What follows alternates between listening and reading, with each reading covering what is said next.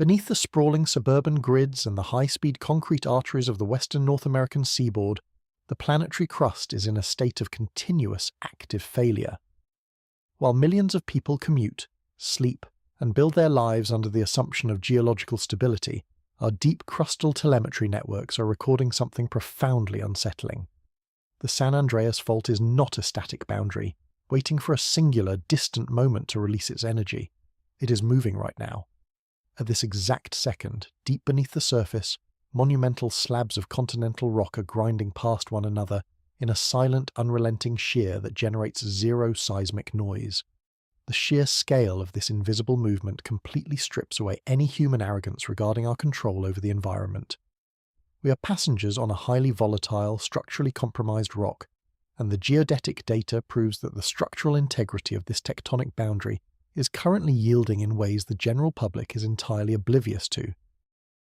To understand the immense mechanical engine driving this active yielding, we must first look at the baseline mechanics of the North American and Pacific plates.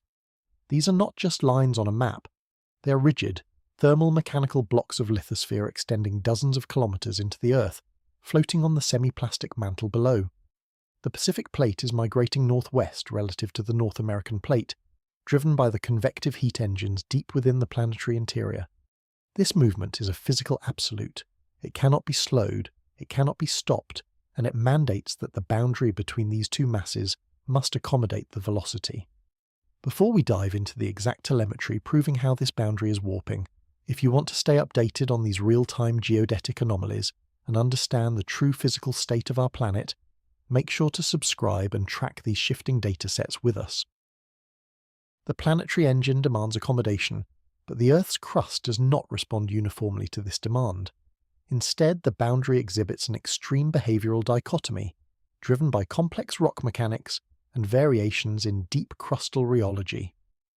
Our primary window into this active deformation comes from space. Interferometric synthetic aperture radar, commonly referred to as In-SAR satellites in low Earth orbit, are continuously bathing the fault zone in microwave radiation. These radar pulses penetrate the atmosphere, reflect off the crust, and return to the satellite sensor.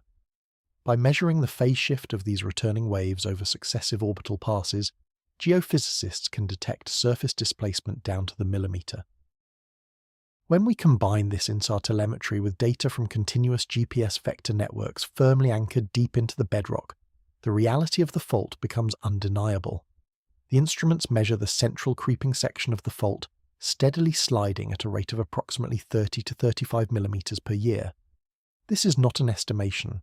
This is a hard, measured geodetic vector. 35 millimeters may sound inconsequential on a human scale, but when applied to a tectonic plate boundary, it represents an unfathomable transfer of kinetic energy. This movement is what we call aseismic creep. It does not generate the sudden, violent acceleration of the ground that we associate with typical ruptures. Instead, the rock masses are smoothly and continuously slipping past one another. The existence of this aseismic creep presents a massive physical paradox. At depths of 5 to 10 kilometers, the lithostatic pressure, the crushing weight of the overlying rock, is immense. Under normal conditions, the immense normal stress clamping the fault shut should result in an incredibly high coefficient of friction. The rock should lock. The fault should not be able to slide freely under this crushing pressure. Yet, the telemetry proves it is sliding. The mechanism allowing this to happen is hidden deep within the fault gouge, locked in the exact mineralogy of the shear zone. The physics of this continuous movement are facilitated by the presence of weak, phyllosilicate minerals. These are incredibly specific mineral structures formed under high-pressure, low-temperature hydrothermal conditions deep within the crust. As groundwater percolates down through the heavily fractured shear zones, it interacts with the deep mantle rocks that have been tectonically exhumed along the fault plane. This chemical interaction hydrates the ultramafic rock, transforming rigid peridotite into weak, platy minerals like serpentinite, talc, and smectite clays. These phyllosilicates possess a fundamentally different microscopic structure than typical quartz or feldspar. They form in extremely thin microscopic sheets bound together by incredibly weak van der Waals forces. When tectonic shear stress is applied to these mineral sheets, they simply slide past one another at the molecular level. They act as a highly efficient geological lubricant injected directly into the core of the fault zone. The coefficient of friction in a standard granite-to-granite fault zone might hover around 0.6 or 0.7. In the presence of these hydrated smectite clays and talc networks, that frictional coefficient plummets to incredibly low values, sometimes dropping below 0.2. The fault loses its mechanical grip. The immense clamping forces of the Pacific and North American plates are rendered mathematically irrelevant by the microscopic weakness of these hydrated mineral sheets. But this continuous movement is not happening along a single clean fracture. Strain partitioning data, derived from the dense array of continuous GPS vectors crossing the central section, reveals a highly complex deformation field. The sheer volume of crushed altered rock has created a massive distributed damage zone. The 35 mm of annual creep is partitioned, divided up, and distributed across multiple parallel strands and complex shear zones that can stretch up to a mile wide. The surface above these zones is constantly warping. Curbs are slowly offset, old concrete channels are warped into unnatural angles, and the asphalt is constantly microfracturing as the ground continuously translates beneath it. Society patches the asphalt, oblivious to the fact that the actual atomic structure of the deep bedrock is actively flowing and sliding far below. The central segment of the boundary is a pressure release valve, continuously dissipating the immense tectonic strain through the steady microscopic shearing of hydrated clays. However, the continuous sliding of the central section only serves to highlight the terrifying, unyielding reality of the segments adjacent to it. As we move south, down the fault line and into the Coachella Valley, the weak phyllosilicate minerals vanish. The geological composition changes. The fault gouge transitions from highly lubricated smectite clays and serpentinite back into heavily consolidated rigid crystalline rock, and the telemetry abruptly changes. The In-SAR data goes cold, the GPS vectors show zero relative displacement across the fault trace, the aseismic creep stops entirely. The southern segment of the boundary is completely, unequivocally locked. This presents a profound geodetic anomaly. We know as an absolute physical fact that the Pacific plate is still driving northwest at a relatively constant velocity along the entire length of the boundary. The planetary engine does not stop pushing just because the local rock composition changes. Yet, in the southern section, the fault is yielding zero movement. This means every single millimeter of that tectonic drive is being converted into elastic shear strain, storing directly within the atomic lattice of the continental rock. The rock is physically bending. The continental crust is acting as an immense geological spring, absorbing the kinetic energy of the planetary boundary and holding it in agonizing suspense. The historical data indicates that the southern section through the Coachella Valley has not experienced a major stress-relieving rupture since approximately the year 1690. When you apply the hard mathematics to that timeline, the physical reality becomes deeply unsettling. Over 330 years of locked accumulation at a plate driving rate of 30 to 35 mm per year translates to an immense slip deficit. The math dictates that there is currently between 10 and 12 meters of instantaneous lateral displacement locked within the bedrock of the southern segment. 10 meters. Imagine the sheer, incomprehensible force required to force billions of tons of rigid continental crust to stretch and warp to accommodate 10 meters of shear deficit. The rock is currently screaming under the load, accumulating immense potential energy that is fighting against the static friction of the locked fault plane. This brings us to the most critical and alarming phase of the deep Earth data. The fault does not exist in isolated segments. The continuous creep of the central section is not a benign process. It is an active loading mechanism. Through a complex mechanical process known as Coulomb stress transfer, the continuous sliding of the central segment is relentlessly pushing its unreleased energy onto the locked transition zones. Think of a long zipper that is stubbornly stuck at one end. As you pull the middle of the zipper, the tension does not disappear. It concentrates entirely on the point where the zipper is jammed. The aseismic creep of the central boundary is actively transferring tectonic shear stress onto the rigid locked segments at its northern and southern edges. We can model this stress transfer in real time. Coulomb stress models utilize the continuous GPS vector telemetry to calculate exactly how the stress field in the surrounding crust changes as the central section creeps. The math shows a constantly expanding lobe of positive Coulomb stress radiating outward from the creeping section, pushing directly into the locked transition zones, such as the infamous Parkfield segment. The steady creep is slowly but inevitably increasing the tectonic loading on the locked crust. It is elevating the shear stress on what geophysicists call asperities. Asperities are localized patches of rock within the fault plane that possess an unusually high coefficient of friction. They are the geological anchor points, the structural load-bearing pillars of the fault zone. While the lubricated clays around them may yield and slip, the asperities hold fast.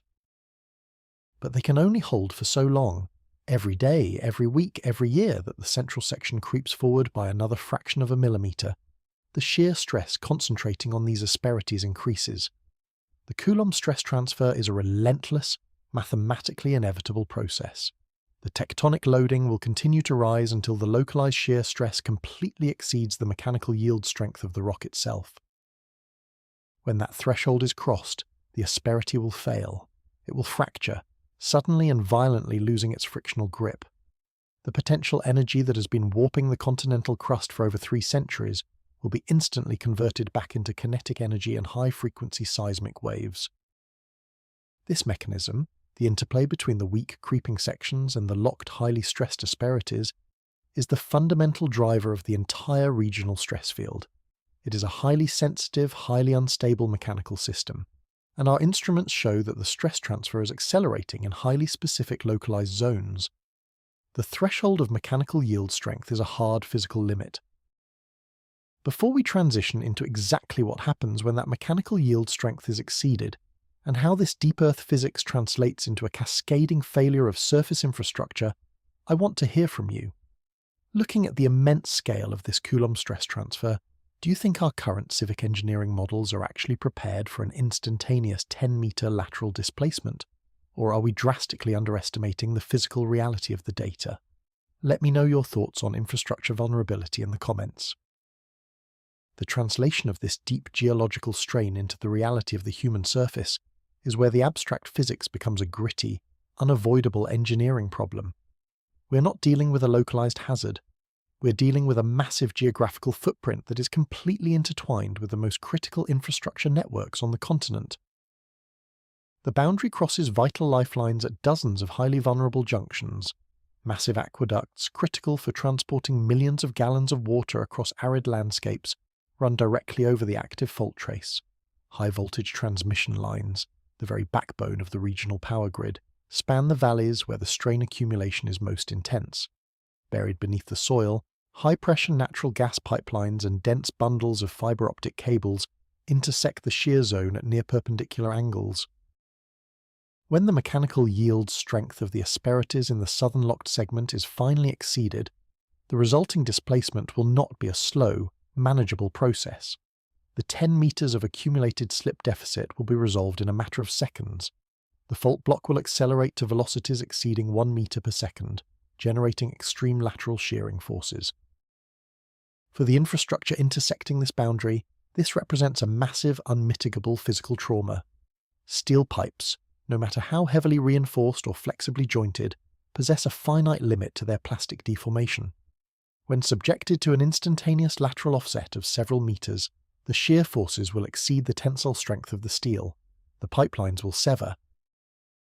The loss of natural gas infrastructure is not merely an economic issue, it is a critical safety vulnerability. The immediate depressurization of ruptured lines, combined with the inevitable sparking from severed high-voltage transmission cables, creates a highly volatile scenario in the immediate aftermath of the crustal failure. The fiber optic networks, relying on ultra-pure strands of silica glass to transmit data at the speed of light, are incredibly brittle. They have zero tolerance for shear stress. An instantaneous lateral offset will cleanly shear these massive data trunks, instantly severing the flow of digital telemetry, financial transactions, and critical communication relays across a massive geographic area. The redundancy of these networks is often routed along similar physical corridors, meaning a single, massive tectonic yield could induce a cascading failure of data transmission far beyond the immediate rupture zone. And then there is the water infrastructure. The aqueducts are massive concrete and steel arteries, heavily dependent on precise gradients and structural continuity to maintain gravity-fed flow. A vertical or lateral offset of even a fraction of a meter can fundamentally alter the hydraulic dynamics of the system. A multi-meter displacement will shatter the concrete channels, instantly draining millions of gallons of critical water supply into the surrounding fractured soil. The repair of such massive infrastructure failures cannot be executed overnight.